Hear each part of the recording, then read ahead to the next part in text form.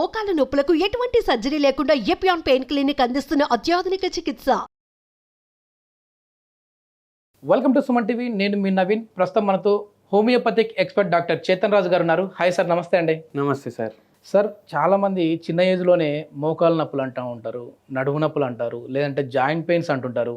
So హాస్పిటల్స్కి వెళ్తే ఏమో మీలాంటి డాక్టర్స్ విటమిన్ డి డెఫిషియన్సీ ఉంది అంటుంటారు.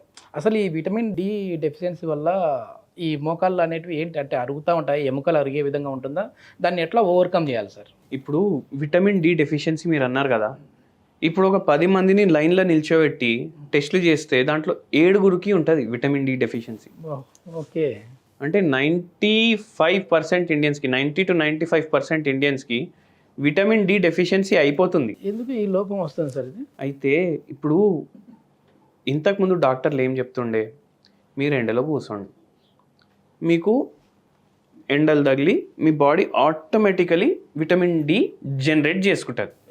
అంటే 15 నిమిషాలు ఒక మనిషి ఒక రోజు ఎండలో కూర్చుంటే ఒక్క రోజుకి ఎంతైతే సరిపోతుంది అంత విటమిన్ డి ఆటోమేటికలీ జనరేట్ అయిపోతుంది. ఓకే.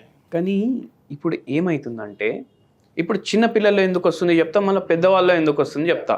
యంగ్స్టర్స్లో చిన్న పిల్లల్లో ఎందుకు వస్తుందంటే, ఇప్పుడు పొల్యూషన్ అవుతుంది కదా, మొత్తం కాలుష్యం, పొల్యూషన్, ఈ వాతావరణం మొత్తం ఖరాబ్ అవుతుంది.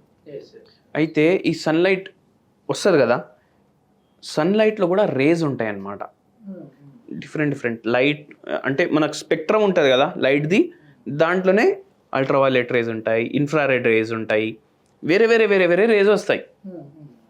దాంట్లో యూవీబీ రేస్ అని ఉంటాయి. ఓకే. ఆ యూవీబీ రేస్ తగులుతూనే జనరేట్ అవుతుంది విటమిన్ డి. అయితే ఇప్పుడు ఏమవుతుందంటే, ఇప్పుడు బండ్లకెళ్ళి పొగ వస్తుంది కదా, ఈ పొగ వల్ల పొల్యూషన్ అవుతుంది కదా. అదే కాకుండా పొల్యూషన్కి ఎన్నో కారణాలు ఉన్నాయి. ఈ పొల్యూషన్లో ఏమవుతుందంటే యాష్ రిలీజ్ అవుతుంది.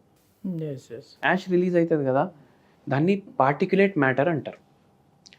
దీన్ని PM2.5 PM10 అంటారు. అంటే చాలా చిన్నగా ఉంటాయి, మైక్రాన్స్లో ఉంటుంది దాని సైజ్. ఓకే. ఇవి కొంచెం గాలి వచ్చినా పైకి పోతాయి.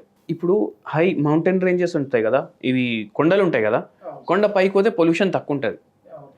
ఎందుకంటే ఈ పార్టిక్యులేట్ మ్యాటర్ అక్కడ వరకు పోవు.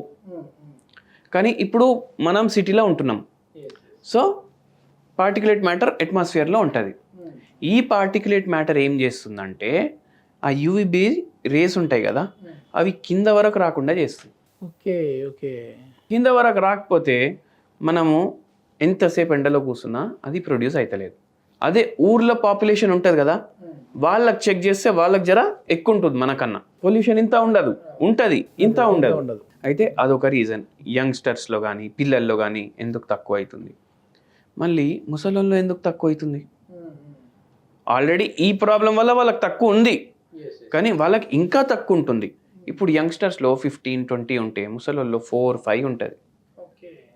ఎందుకు అట్లా అవుతుందంటే, వీళ్ళు ఒకటి సన్లైట్కి ఎక్స్పోజ్ అంతా అవ్వట్లేదు.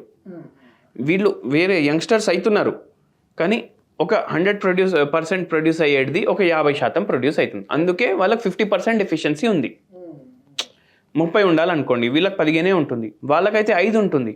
ఎందుకంటే ఒకటి వాళ్ళు ఎండకి అంత ఎక్స్పోజ్ అవుతలేరు. మళ్ళీ ఎవరైతే పెద్దవాళ్ళు ఉంటారో వాళ్ళకి ఏమేమి రోగాలు ఉంటాయి, షుగర్, బీపీ, మళ్ళీ మోకాలు నొప్పులు, మెడ నొప్పి, నడుము నొప్పి. వాకింగ్ చేయమన్నా వాళ్ళకి చేయడానికి రాదు. సో ఏమవుతుందంటే, వీళ్ళు పెయిన్ కిల్లర్లు వాడతారు, బీపీకి సంబంధించిన మందులు వాడతారు, షుగర్కి సంబంధించిన మందులు వాడతారు. దాంతో ఏమవుతుంది, విటమిన్ డి మెటబాలిజంలో తేడా వస్తుంది. అండ్ ఏదైతే ఫుడ్ మనం తీసుకుంటాం కదా, దాంట్లో కాల్షియం ఉంటే కూడా అది సరిగా అబ్జర్వ్ కాదు. ఒకవేళ మనిషికి విటమిన్ డి ఉంది, సఫిషియెంట్ ఉంది, అయినా అబ్జర్వ్ కాదు. ఓకే. అది అబ్జర్వ్ అవ్వకపోతే ఏమవుతుంది, జాయింట్లు వీక్ అవుతాయి, మజిల్స్ వీక్ అవుతాయి, బోన్స్ వీక్ అవుతాయి. ఇట్లా ఈ డెఫిషియన్సీ ఉన్నప్పుడు అట్లా కింద పడినా కూడా బోన్ అనేది విరిగిపోయే అవకాశం కూడా ఉంటుంది కదా సార్ ఈ డెఫిషియన్సీ? మరీ చాలా తక్కువ ఉంది అనుకోండి. ఇప్పుడు ఒక పేషెంట్కి ఏమైంది, మన దగ్గరకు వచ్చిండ్రు, మోకాల నొప్పులు సమస్యతో వచ్చిండ్రు. అంతకుముందు ఆ పేషెంట్కి ఒక ఫ్రాక్చర్ అయింది, ఆ ఫ్రాక్చర్ ఎట్లయింది, నార్మల్గా నడుస్తున్నారు, జస్ట్ ఇట్లా కొంచెం ఇట్లా కాళ్ళు ట్విస్ట్ అయ్యి కింద పడ్డారు. మళ్ళీ దెబ్బ కూడా అంత సివియర్గా తాకలేదు, అయినా బోన్ ఇరిగిపోయింది. ఎందుకు? విటమిన్ డి డెఫిషియన్సీ చాలా ఎక్కువ ఉండే. అయితే ఇప్పుడు జర కుంటుకుంటా నడుస్తున్నారు. అయితే మన దగ్గర ఇప్పుడు మోకాలు నొప్పి కూడా వచ్చిండ్రు. ఎందుకు? ఆ పేషెంట్కి ఏమైంది, మోకాల్లో ఆస్టియోఆర్థరైటిస్ అయిపోయింది, విటమిన్ డి డెఫిషియన్సీ ఉంది. ఇప్పుడు పెయిన్ కిల్లర్లు వాడుతున్నారు, అయితే కాల్షియం కూడా సరిగా అబ్జర్వ్ కాదు బాడీలో. ప్లస్ షుగర్ వ్యాధి ఉంది, దాని మందులు వాడుతున్నారు, సరిగా అబ్జర్వ్ కాదు. అయితే మనం మందులు ఇచ్చినాం, హోమియోపతి మందులు, విటమిన్ డి డెఫిషియన్సీ వాళ్ళకు మంచిగా అయింది. మళ్ళీ దాంతో పాటు ఏమైందంటే ఆస్టియోఆర్థరైటిస్ పెయిన్ కూడా తగ్గిపోయింది. హోమియోలో మంచి రిజల్ట్స్ ఉన్నాయి సార్. మంచి రిజల్ట్స్ అంటే అన్నిటికన్నా ఇంపార్టెంట్ ఏంటంటే 2 ఉంటాయి, ఒకటి రిలీఫ్ ఉంటుంది, ఒకటి క్యూర్ ఉంటుంది. రిలీఫ్ అంటే ఏంది, ఇప్పుడు నాకు నొప్పులు ఉన్నాయి మోకాల్లో, నేను నొప్పి గోళీ వేసుకున్నా, నాకు కొన్ని గంటలు రిలీఫ్ ఉంటుంది. రోగం అయితే బయటికి తీస్తలేం కదా. కానీ క్యూర్ అంటే ఏంది, ఉన్న రోగాన్ని బాడీలోకి వెళ్ళి బయటికి తీసేయడం. ఆ పని హోమియోపతి చేస్తుంది without any side effects. So అది డిఫరెన్స్ అన్నమాట. సో హోమియోపతి మెడిసిన్స్ తోటి క్యూర్ అవుతుంది. అందుకే అంటారు, ఇప్పుడు హోమియోపతి మందులు వాడితే ఏమైనా రోగం వస్తే హోమియోపతి మందులు వాడినరు అనుకోండి, అది బాడీలోకి వెళ్ళి మొత్తం పోతుంది, మళ్ళీ లైఫ్లో రాదు అని అంటారు. మీరు కూడా వినే ఉంటారు. సో ఆ డిఫరెన్స్ ఉంటుంది. ఎందుకంటే పేషెంట్ని మనం హోలిస్టిక్గా అప్రోచ్ చేస్తాం, అదే ఆ రోగం మూలం ఎక్కడుందో దానికి మనం మందిస్తాం. సో అట్లా తగ్గిపోతుంది అనమాట.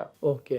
మొత్తానికి చాలా వరకు కూడా హోమియోలో బెస్ట్ ట్రీట్మెంట్ అయితే ఉందంటారు ఈ విటమిన్ డి డెఫిషియన్సీకి కానీ, మోకాల నొప్పులకు కానీ.